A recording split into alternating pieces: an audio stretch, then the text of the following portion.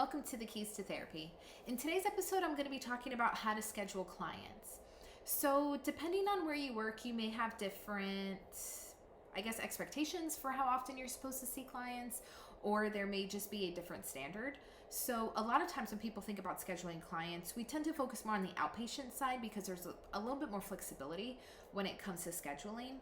If you're an inpatient, there is a schedule for the day. So there's not going to be much extra stuff you could do there, except if you wanted to have like a family session or something along those lines. If you are in other settings, it might be a little bit different depending on how often you have to see clients, and we'll cover some of that in a minute. But for people who are in an outpatient setting, there tends to be some flexibility with how often you can see clients, and different therapists have different preferences for how often they want to see their clients or what the standards are for scheduling clients. So we're going to go over a couple different ways of doing that today, and then you can decide what works best for you.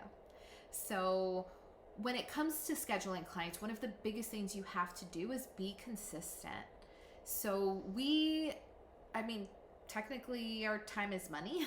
So we need to make sure on our ends that we are doing our best to convey that healthy relationship with clients, to be able to give them like the expectation of how often we'll meet, how long the sessions will be, so that they can be more likely to show up on time, to be present, to notify you of cancellations and things like that. A lot of people, especially the way it's been these last few years with mental health, a lot of mental health workers are burned out. Like there's wait lists and, there's just so much of a demand and not enough of us that we really have to be scheduling the clients who are willing to show up. And if people don't show up, then that's a whole nother issue. And we'll do a video in the future and cover this topic about cancellation policies. But I think with scheduling, it's one of the main things that keeps the therapeutic relationship going. You want to be consistent. You want to communicate what that schedule is going to be like for clients. So one, you could see if you guys are a good fit, because maybe the openings you have don't fit with their schedule or vice versa. And you also want to set up almost like a verbal contract of, here's the expectations. If you're going to sign up for therapy, here's the expectations of how often we'll meet, how long we'll meet, and what you're supposed to do in sessions. So it's definitely a huge aspect of the therapeutic relationship. So now there's different types of scheduling that you could do. Again, this is more on the outpatient side, but there's different ways of scheduling clients. So you could do what is kind of the standard, which is weekly therapy with clients. And a lot of clients start therapy weekly, and then they sort of scale down as time goes on, as treatment goes on, as they get better. So I know a lot of my clients I offer weekly initially if I have the openings, and let them decide from there if that's what they want. And some people like to spend the first 2-3 months or so meeting weekly, and then they taper down from there. So you could schedule your clients weekly. You could schedule them bi-weekly. So every other week you meet with them. This works best for clients who you've seen for a while, or depending on the financial situation, this works better for some clients payment-wise, and it's a solid option. So I think some therapists have, and I've seen this, they have in their policies, or they have as like their standard, you have to start weekly. And they won't accept clients who want to start bi-weekly. And that's their practice, their choice. But me personally, I want to meet the client where they're at. So having a private pay practice, if a client's like, I really want to work with you, but I can't do weekly at this point, but I can do bi-weekly, then absolutely I'm going to see them bi-weekly.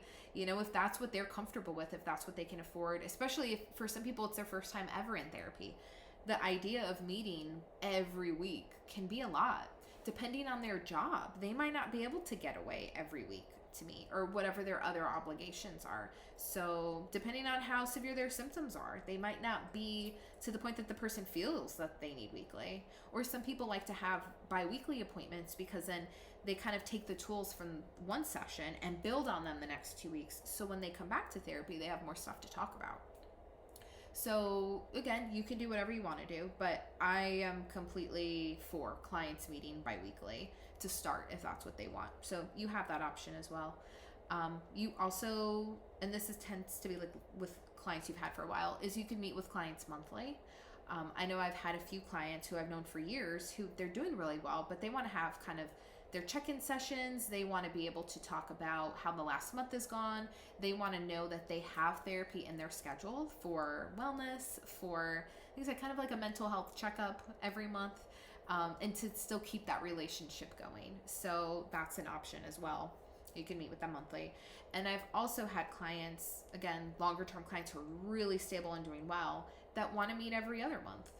It's trickier on my end to accommodate that, but you make it work if you were open to it. So it's totally up to you, or up to the place that you're working, how frequently you want to schedule clients.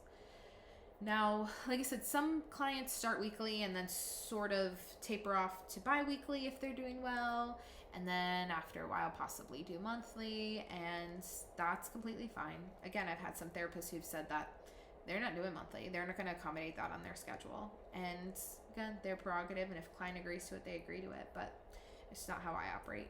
So most sessions tend to be around like 45 to 60 minutes for people. There may be sometimes that somebody can only do 30 minutes because it's a busy day, or something else is going on, or they got stuck in traffic and they're late to the session, or there was internet issues, or whatever is going on. But for the most part, most therapists tend to have sessions that lengthwise tend to be somewhere between 45 and 60 minutes. So you can kind of keep that in mind. I know I aim for 60 minutes, but there are some times that there's just not as much to talk about. So we end at 45 minutes or somewhere around there. Or there's days that the person is late and that's all we can do because they've got this hour block. So it's, again, kind of up to you and what you want to schedule. Now, for people who work with clients who are in crisis, you may have a totally different type of scheduling pattern, policy, whatever, that most people do. So if you work with clients, say that you are doing like intensives. I've seen a lot of therapists lately doing like EMDR intensives, where somebody's like maybe working, like the therapist is working with the client for like 4 hours, 6 hours at a time. And they're just doing all the EMDR targets. They're sitting with just that client for the entire day. And they're working with them like through target, because EMDR is pretty extensive. And so sometimes they'll be like, all right, let's run through a bunch of these at once and knock it out. And, you know, sometimes people have like workshops that they're doing with clients that last all day. So that obviously would be something completely different. Sometimes if you're working with clients who are high risk, you may be meeting with them multiple times a week. Maybe they're twice a week because they just got out of the hospital, or they're having suicidal ideation, or, you know, I've had a few clients that we met on a Monday and by Thursday they were like, oh my God, I'm really stressed out. I would like to meet today if you have an opening. So sometimes you end up meeting with clients 2 times in a week. There's always going to be some outliers, but you do have some options. The only thing is with insurance, if you take insurance, you can't see clients twice in the same day for the same service, I believe. So you wouldn't be able to see them 2 times in a day if you plan on billing insurance. Now, if you're private pay, you can do whatever. It's fine. As far as scheduling goes, you don't have to abide by insurance regulations, but if you are taking insurance, or you're at an agency or a group practice that's taking insurance, just be mindful that you can't schedule people twice in the same day. So most insurances pay less for less minutes, which makes sense. If you have a 45-minute session, that's going to pay less most likely than a 60-minute. The part that's a little bit frustrating for most therapists, actually, when it comes to scheduling sessions that are like family sessions or couple sessions, if you're billing insurance for couples therapy, is that family sessions, those codes almost always pay much less than even like a 45-minute session. To me, that doesn't make a ton of sense because you're doing a lot more work sometimes when there's more people in the room. But it's like the downside of insurances. They don't pay as much for the family sessions. But yeah, that's something to keep in mind for when it comes to scheduling as well, is that different codes mean different things. So I will link below a handout with, they're called CPT codes that for insurances. So it will have all the CPT codes and what those codes are for our profession, typically the ones we use the most in therapy, and then what those minutes are, because it's very particular with the minutes. So if you know for sure you're only going to be doing 45-minute sessions and you're cutting them off, after that, then you would most likely just use this one code. But for most of us, we tend to use the 60-minute code. And then depending on if the session ends up being shorter, like I said, less to talk about, traffic, whatever, then we just use the 45-minute code. But if you're billing insurance, you want to get very familiar with what those codes are. I was never talked to about codes or insurance or what any of this stuff means with scheduling or with the minutes or any of that stuff until I was working at a place that billed insurance. And I had to document that in every note, how long the session was by the minute, and then what code that correlated with. So, check the handout below. Keep it on hand somewhere if you were working in a place that you're going to be dealing with insurance. Use it as like a cheat sheet. So like I mentioned earlier too, location matters when it comes to what type of scheduling you're doing. So if you are inpatient, like I said, there'll be group sessions, individual sessions, possibly some family sessions, but you don't really have a lot of control over the schedule typically unless you decide like, oh, this person really needs a family session before they go home. We're going to call their family and meet with them today. But for the most part, hospitals tend to run on a very strict schedule.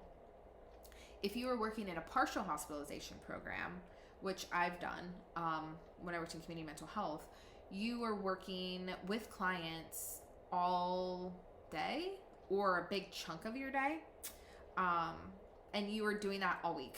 So partial hospitalization programs, the main difference between them and hospitalization is partial hospitalization programs are outpatient. So the clients come in and say they come in at 8 and they go to groups and they have lunch and then they do more groups and stuff in the afternoon and then they go home. So it's very similar to a hospital. The only difference is they go home at the end of the day. They aren't sleeping there. So if you're working in that type of program, scheduling is going to be pretty regimented too, because you're going to have lesson plans and you're going to have certain things you're going to accomplish through the length of weeks that this program is with these clients. So scheduling will be a lot easier in some ways because it's going to be like, oh, from 8 to 4, the person's in the program. Now, if you're doing IOP, which is intensive outpatient programs, there's a lot of these sometimes for like substance abuse or for certain mental health disorders, then you tend to meet with clients 3 times a week. So Monday, Wednesday, Friday is usually the most popular, though I've seen some Tuesday, Thursday, Saturday groups. But usually intensive outpatient is like 3 hours, 3 times a week. Now, again, that may vary depending on where you work and what that place offers, but the standard tends to be like 3 times a week. So I know that a place that I worked before, they did multiple types of intensive outpatient groups for substance abuse. And so they would tend to meet, I think there'd be like 2 shifts, like Monday, Wednesday, Friday, but like the morning people and the afternoon people.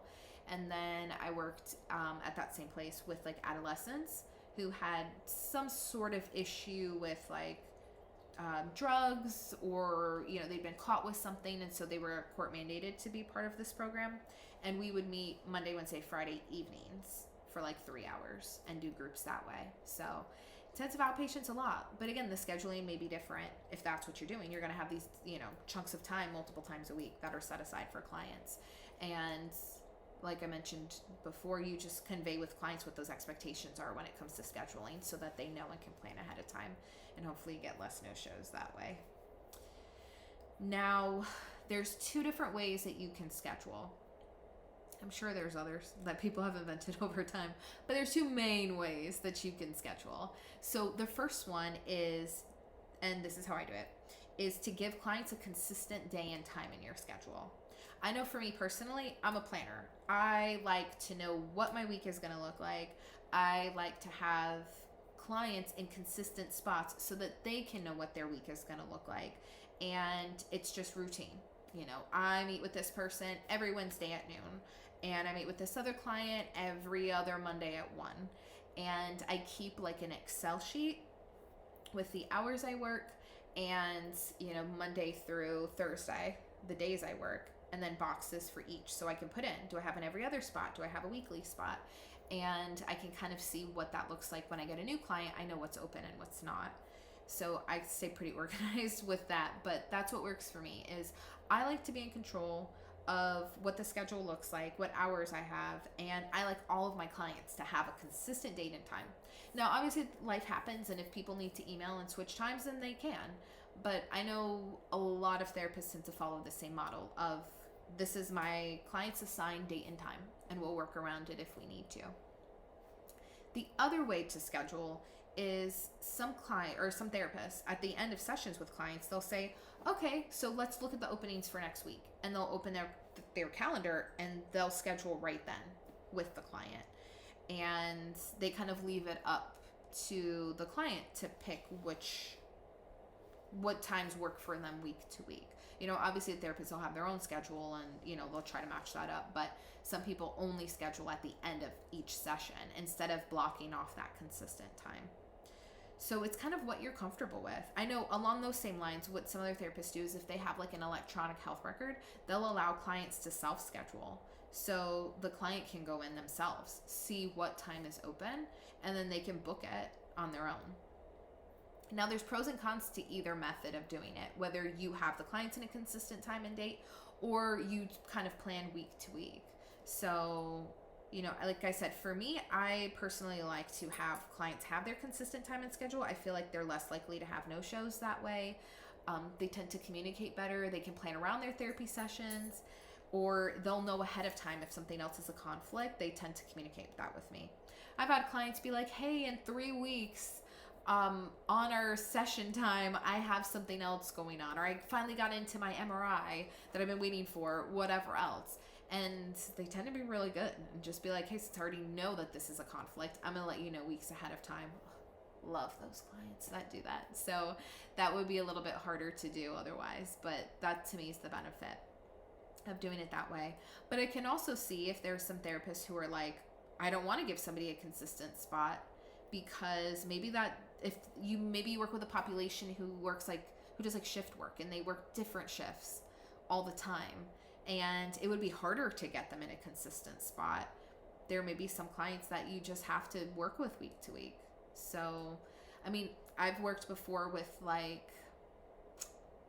firefighters, for example, who they have on days and off days, or, their weeks look different each time. So you have to kind of go with their schedule. So, and if that's the case, then you could have your standard, maybe the majority of your clients have a consistent set schedule. And there may be a few people here or there that are outliers just because of the way their schedule is. And you guys are emailing and emailing and, figuring out what works best for both of your schedule. Though I guess some therapists do text their clients.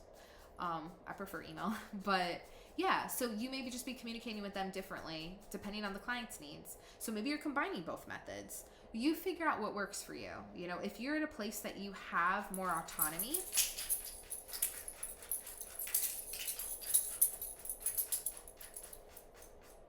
okay, Maxie, okay? If you're working at a place that has more autonomy with your schedule, or they allow you to have that autonomy or some flexibility with your schedule, decide what works best for you.